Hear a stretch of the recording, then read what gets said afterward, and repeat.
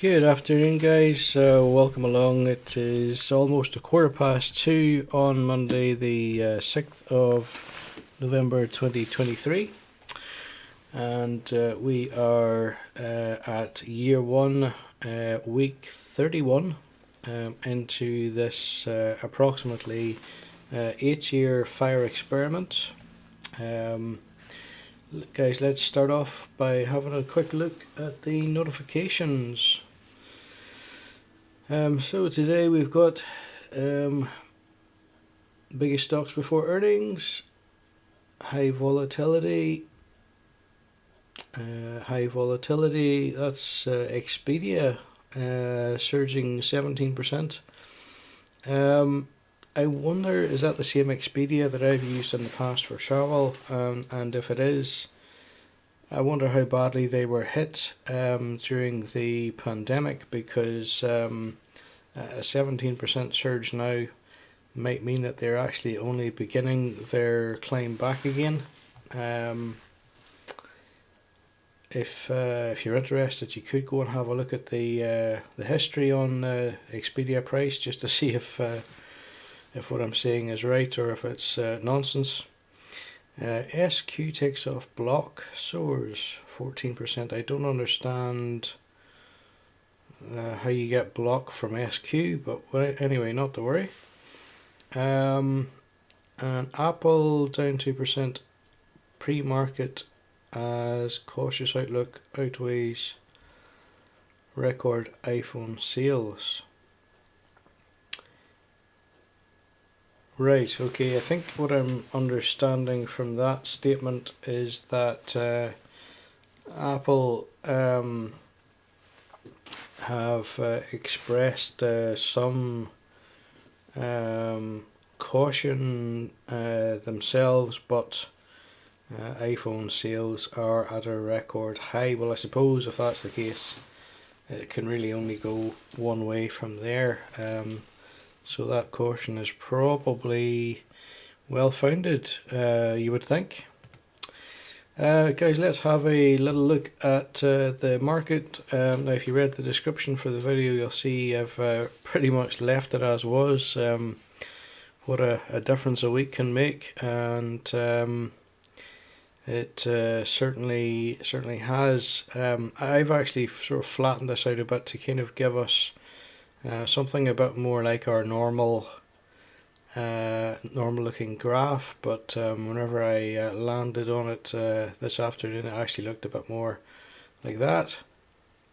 But if you look at the size of the candlesticks there, obviously we had this red patch which had given us the noticeable drop in the return on investment, because it had pretty much halved, and then it had kind of not done much in the week after that. And now if we look at the weekly figure, you can see compared to this time last week, we're actually sitting up 3.2%. So that's what the that's reflected there by the height of these blue candles. Obviously, the market still is kind of stuck in this rut, dating right back to summer 2021. I mean, if I slide the slider to the left, you will see what looks like normal market growth apart from the COVID effect here.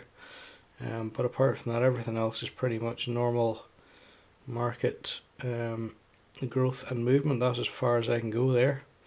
So it's this kind of trend upwards that we should expect to see whenever things are normal.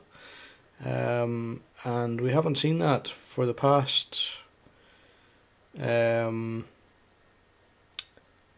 2 years and a little bit. I think we're actually kind of just beginning to see that now. I suppose if you look at where the green line is, which is our average purchase price, Whereas in the past, the market price was skipping up and down over the top of our average price. Ever since May this year, the price has never actually dipped below our current average price as things stand, and that is indicative that perhaps things are on the change, and that the market is poised for a bit more of a takeoff. And I suppose actually, if you were to disregard everything from before May, you might actually say that this little section here is actually behaving pretty much as we might expect in normal market movements, albeit slightly influenced by the trouble in the Middle East, and the ongoing trouble in the Ukraine, which never seems to get a mention now that it's clear that the Ukrainians are not going to win. The mainstream just don't like to talk about that. But I am led to believe that the conflict continues. Ukraine is continuing to be decimated. Many of their troops are said to be handing themselves over in surrender to Russian forces, and it's quite frankly only a matter of time. With all that said, guys, I see we've got a nice round number now on our return at the portfolio. We've got 5% exactly. Current portfolio value just below £10,500, and let's add our weekly investment. As you know, if you watch the channel, I add £120 per week into the S&P 500. As you can see, I actually just mentioned up at the top here, I don't know if this always showed like this, but you can see the price change for today shown down 0.15%. So this is £120 of theoretical money on Trading 212's practice platform. It's going into the Vanguard S&P 500 exchange traded fund, and you get the little confirmation screen that that's what you want to do. I'm just buying on the open market. The market is currently open, and that will execute fairly quickly. You can see it pending down here actually, and there's the notification that it has gone through. So we bought 1.795 shares, so let's say 1.8 rather, near enough if we round it up. The figures have updated, and as you can see, that gives us a portfolio value now of just under 10,600. So 5% is still, it's on a par with what you would get in terms of a bank savings rate, possibly slightly better than some, particularly where your money is not tied in for a length of time. But I fully expect the market to take off, frankly, within the next few months. And when it does, I'll be rather relieved, to say the least. If we look at the stats as they're labelled below here, so we're down a little bit on the day, up 3% on the week, which isn't really, that's not like basically what you're looking at there. That's 3% compared to this time last week, but this time last week we dropped 3%, say, so that doesn't mean anything. And in terms of compared to this time a month ago, we're up about 1%. Well, that probably is about normal.